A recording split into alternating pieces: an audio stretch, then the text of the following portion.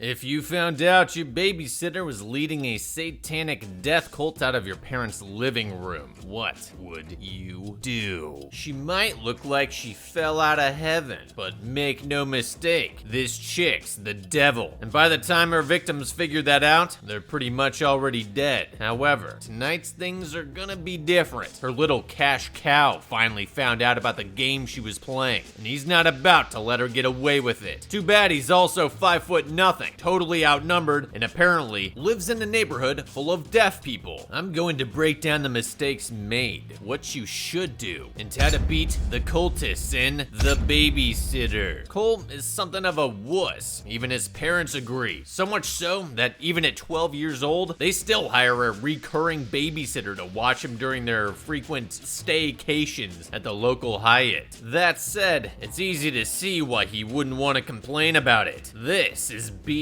and outside her usual job responsibilities, she frequently plays the role of Cole's guardian angel. God knows he needs one. Did you just touch Cole? So what if I did?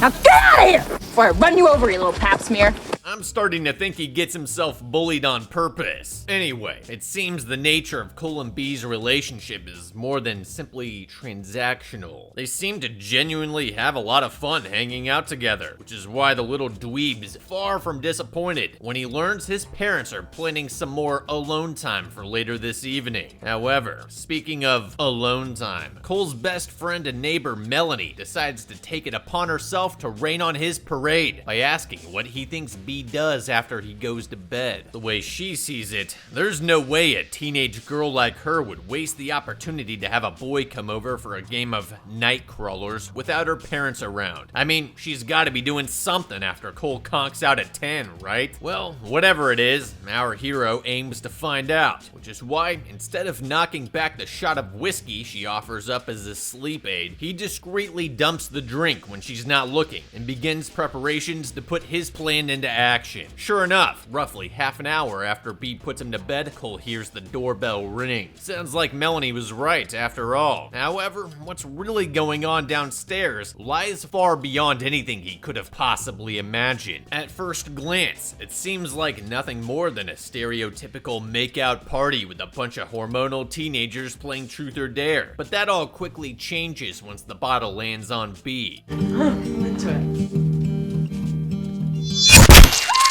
Yeah, I mean, it's been a while and all, but I'm pretty sure that's not how the game's played. Naturally, Cole is a bit taken aback by the sight of some rando being viciously exsanguinated by the girl of his dreams. Despite his panic, he still retains the presence of mind to make better decisions than 99% of the adults in movies we've covered so far. For starters, he stays quiet long enough to fall back to his room unnoticed. I honestly expected him to let out some kind of audible gasp or shriek that cranked things up to 11. Once out of harm's way, he immediately dials 911 to provide a clear and concise report of the situation. No unnecessary details or anything that sounds too crazy to be taken seriously. A dude just got murdered in my house. Here's my address. The killers are still here. And finally, he immediately thinks to arm himself with whatever he can find before expertly crafting a bedsheet rope to make his escape. These are all things I absolutely would have suggested had he done otherwise. However, he does make the mistake of not locking his bedroom door as soon as he got back. Something we know is possible as we see him do it later. I would have also tried wedging that chair at his desk under the knob for good measure. Because of this oversight, Cole realizes he doesn't have enough time to climb down the rope and instead opts to play possum under the covers when he hears the killers coming upstairs. Gotta say, that's a pretty risky move given the last thing he heard them say involved going upstairs to get the blood of the innocent. For all he knows, they're about to jam a hunting knife through his skull like they did with poor Sammy down there. Lucky for him, it turns out they only need about a syringe worth from him to complete whatever voodoo bullshit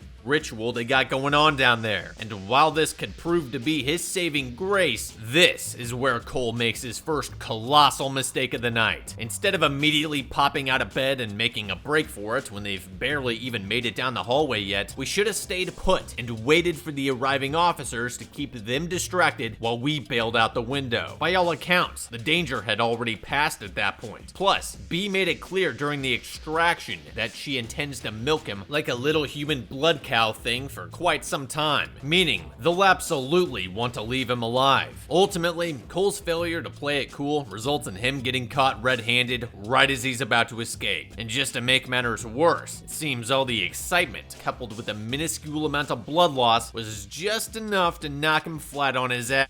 Sometime later, Cole wakes up tied to a chair in the living room with all 5 teenagers standing right across from him. Gotta admit, things look pretty hopeless right now. However, little do his captors realize, Cole still has the pocket knife he grabbed from his nightstand. All we have to do now is wait for a proper distraction and... Oh my god. Does he not even see the mirror behind him? We can see you cutting the rope. Damn. I did not see that coming. Still, mirror or not, did he really think they wouldn't notice the cutting sound or the coil of rope falling off the back of him? And even if they didn't, maybe, and I mean maybe, we'd be able to take out one of them that gets too close. But surrounded like that, there's no way we'd be leaping out of that chair without getting dogpiled. Once again, this is something that should have waited for the cops to show up. If nothing else but to ensure they didn't take her knife away before we could cut ourselves loose. I mean, they still didn't do that, even after they saw what we were doing. But still, you should never assume your attackers are that stupid. Now, our only option is to simply act like we didn't see anything in the hopes it'll keep them from cutting our head off for another few minutes. Of course, that'll be pretty hard to do, given B caught us trying to escape down a bedsheet ladder. But Cole expertly explains this away by claiming he was sneaking out to smoke the lazy leaf. On second thought, that's not believable at all. I probably would have just said I got scared after I heard a bunch of strange people downstairs, and then said strangers came up and stole some of my blood. Where Cole does go right is in playing off his perceived innocence to act like he thinks they needed his sample for a blood orgy. You know, basic teenager stuff. As well as not laughing directly in B's face when she tells him they did it for a school science project. Seriously, who the f would ever possibly buy something like that? Okay, class, today's assignment is to steal a vial of blood from an unsuspecting child and then bring it to me. Oh, and don't tell your parents. For a moment, it seems like things are winding down. Once the cops show up, any chance Cole had of successfully bluffing his way out goes right out the window. Oh, well, at least now we'll have a front row seat to watch their reign of terror come to an end, right?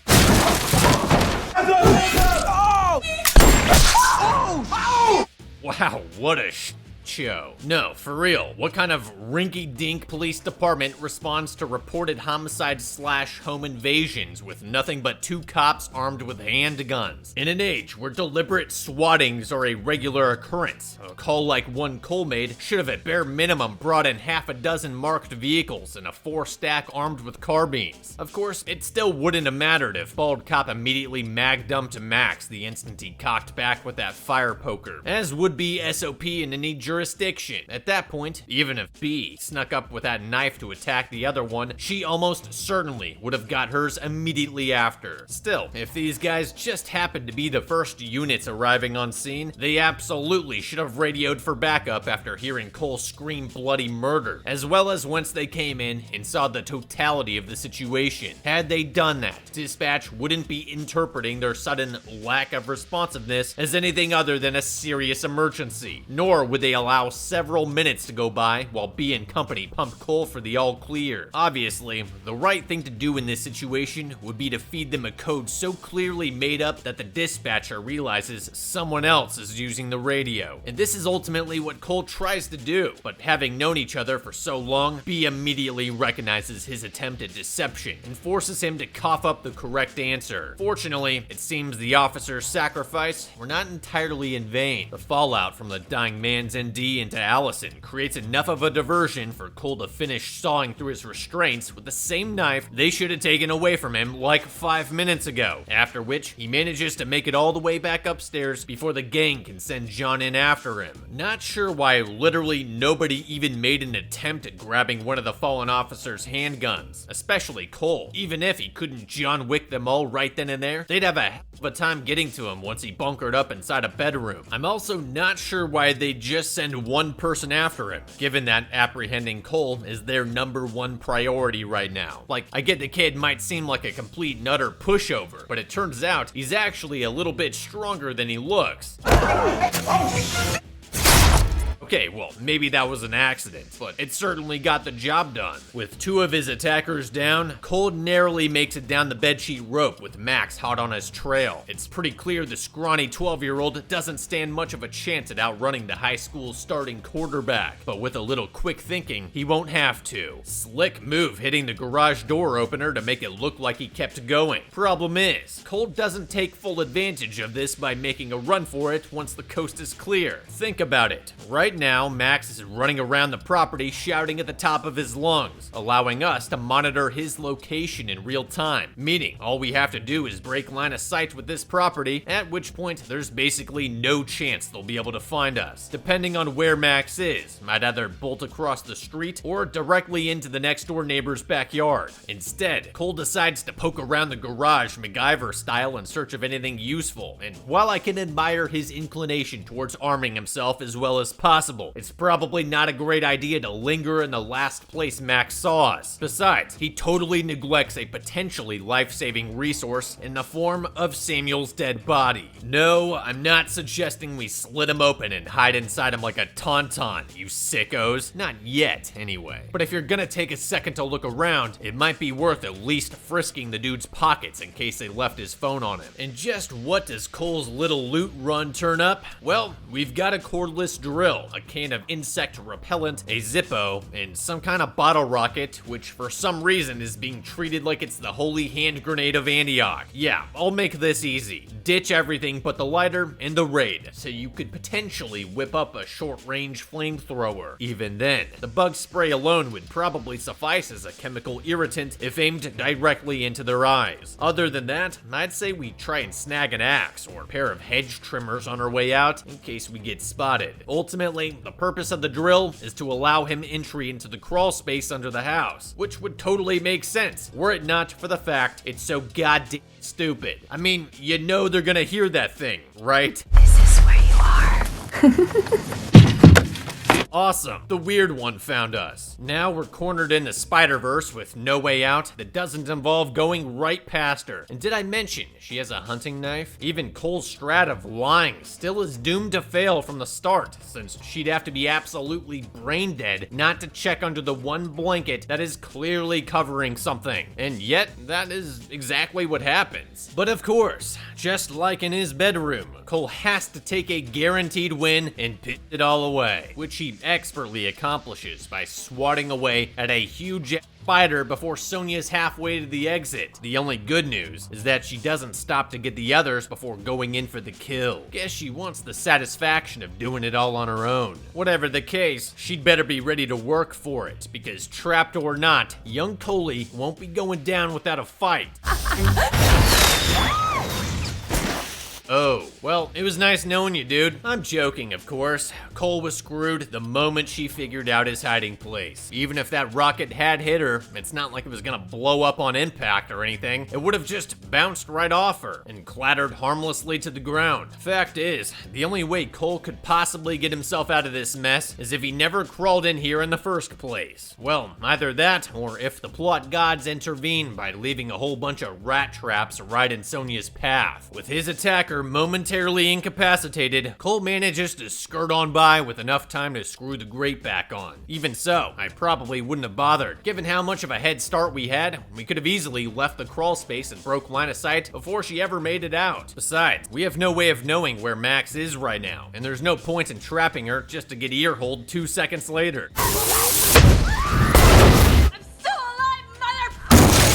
Okay, maybe I was wrong about that. Only problem is, that explosion was, in fact, an explosion, and as such, telegraphed our exact location to everyone within earshot, which of course includes Max, and seemingly no one else, since the rest of the neighborhood doesn't even flip on their lights. Awesome. However, before he can wrench Cole's head around like Omni-Man, the sound of something splattering against the house stops him cold. Turns out, Big Bad Jeremy picked tonight to get some payback for that flat tire. And because Max's priorities are so strangely inconsistent, he refuses to finish the job until after Cole goes out and defends his property. Might as well make a man out of him before you brutally murder him, I guess. Anyway, this surprising turn of events could absolutely be a slam dunk for us if we play our cards right. All we have to do is walk straight up to Jeremy, sock him in the face as hard as we possibly can without saying a word, and then take his bicycle and leave him to sub in for our place in the blood ritual, or whatever. Don't get me wrong, the dude's got a clear advantage in both strength and aggression, but he also knows Cole pretty well, and anyone who knows Cole would never expect that out of him in a million years. So we've at least got the element of surprise. Of course, by now you and I have also had a decent amount of time to familiarize ourselves with this twerp's antics, so it should come as no surprise that he's totally going to blow this. I'm gonna wreck your ass.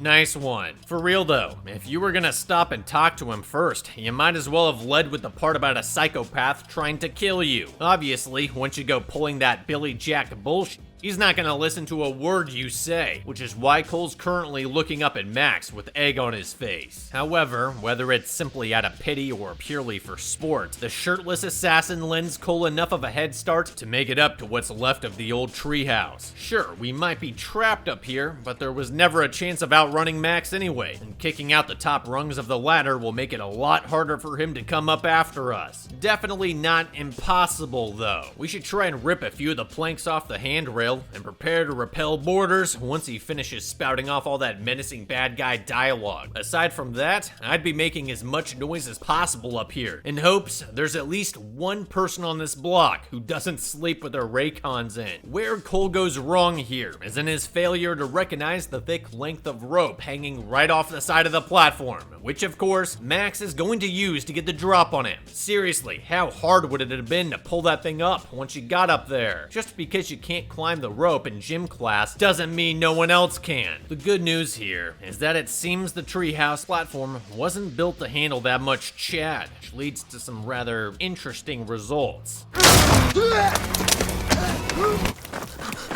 Jesus, guess that's why his dad was getting rid of it. Sadly, the accidental W is extremely short-lived, as Cole barely even makes it back on his feet before B opens up with the riot gun. Honestly, I gotta wonder why it took them all this long to tap into the police weapons. Between their service pistols and what they would have had in their car, there would have been plenty to go around, and it's not like you'd actually have to worry about waking anyone up around here. Well, except for one person, that is. Thank God, Melanie is naive enough to poke her head out at the sound of gunfire. Otherwise, Cole might have been toast, especially given the way he immediately ran out into the open where there was no cover or concealment. Question is, why are they now sitting right in the entryway like the cold-blooded murderers going to honor Melanie's property rights? You know for a fact she saw you go in there. Take your little girlfriend and haul out the back before she kicks the door in. But of course, Cole feels the need to bring Melanie up to speed on every minute detail instead of simply citing all the gunfire and telling her to run like hell.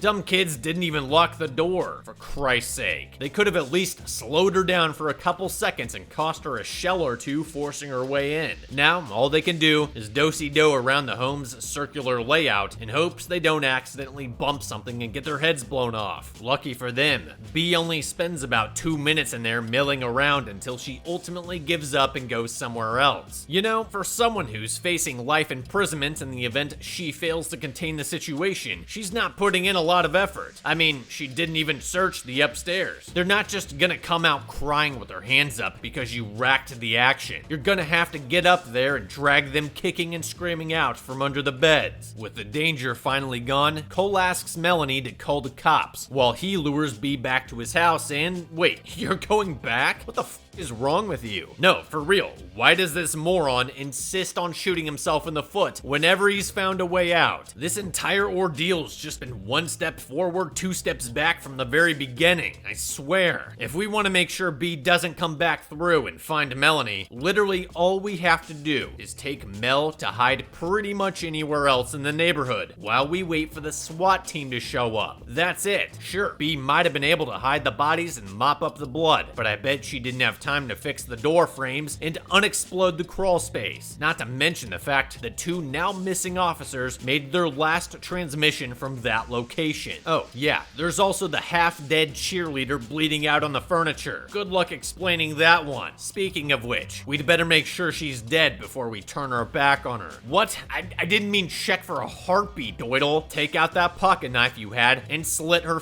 throat. I mean, why else would B have gotten rid of everyone else but her unless she was still alive?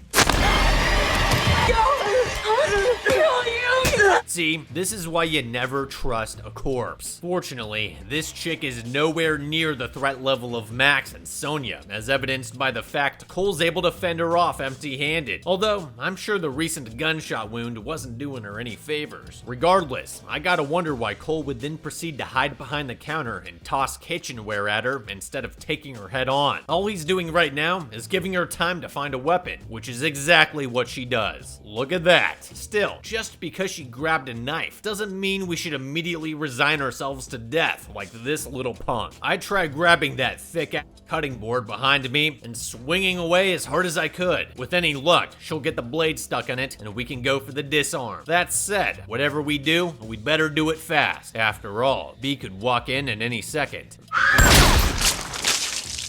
That was unexpected, but definitely in a good way. Of course, now B's gonna try and act like she never wanted Cole to get hurt, so they can go back to being besties and pin this whole thing on the others. But come on, she literally stood back and did nothing while he was being hunted by multiple lunatics, all of which she knew good and well would kill him as soon as they got the chance. For all we know, she just missed a second ago and dropped the gun out of sheer embarrassment. Whatever the case, Cole's having none of it, and having watched them perform the first part of the ritual earlier, he knows just how to hit her where it hurts. It makes sense B would be willing to guard that book with her life, given what she uses it for. Evidently, this thing is supposed to grant people wishes when plied with the right blood. But if that's true, why would she be slumming around from town to town looking for brats to farm instead of living it up on a mega yacht somewhere? Maybe because it doesn't actually work, and she's just a nutcase. I mean, she's already implied she's done this before, so what gives, right? Magic or not, the book's not fireproof, and B's panicked response to watching it burn is just the distraction Cole needs to bolt from the house and over to Melanie's dad's midlife mobile. Honestly, I'd probably just run like hell. Well, let me clarify. I'd steal the car and do a totally sick burnout before tearing down the street as fast as I could. But Cole is 12, and we've already seen he's too chicken take his dad up on driving lessons, so throwing him in a rear-wheel drive vehicle with that much power is likely to go south pretty quick.